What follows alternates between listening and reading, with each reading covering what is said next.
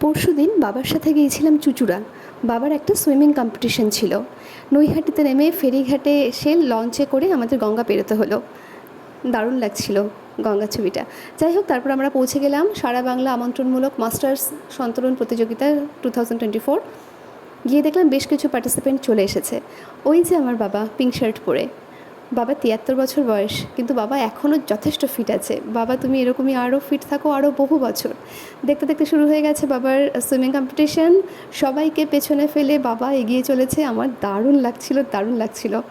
এই বয়সেও এরকম সাঁতার কাটতে পারি না। বাবা এই 73 বছর বয়সে যার সাঁতার কাটলো।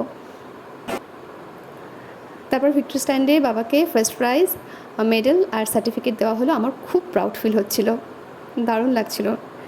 নেক্সট বারও আবার যাব।